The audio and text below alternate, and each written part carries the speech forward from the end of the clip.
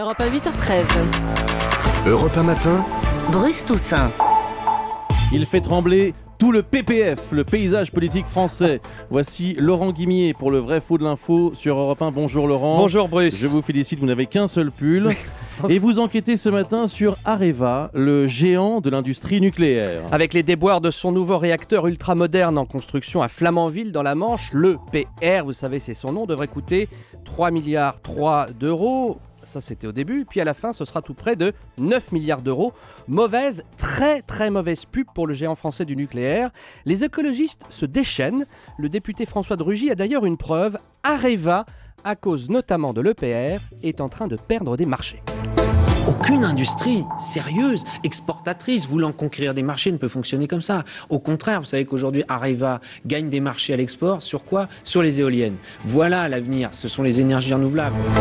Alors ce député vert affirme qu'Areva exporte maintenant surtout des éoliennes plutôt que des centrales nucléaires. Vrai ou faux ? C'est faux. On parle beaucoup de la montée en puissance de l'énergie éolienne depuis 2 ans, depuis Fukushima pour faire simple, mais il est impossible de conclure que le géant du nucléaire ne s'en sort que grâce au vent. Il suffit de regarder les chiffres d'Areva, tout simplement. Sur les 9 premiers mois de 2012, le chiffre d'affaires des activités nucléaires est d'un peu plus de 6 milliards d'euros chez Areva.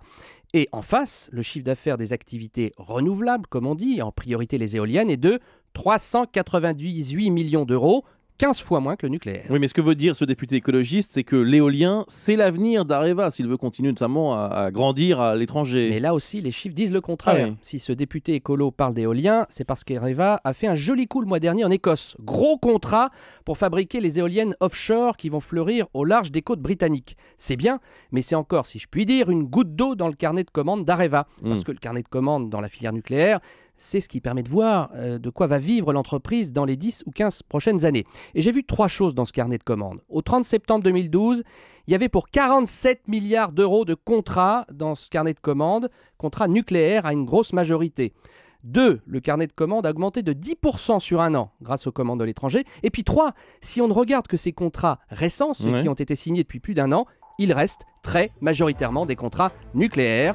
Bref, M. de Rugy nous prédit que le vent tourne pour Areva, mais moi je suis pas Madame Soleil, alors j'affirme que le géant français va vivre encore pour un bon bout de temps, de l'énergie nucléaire. Merci Monsieur Soleil.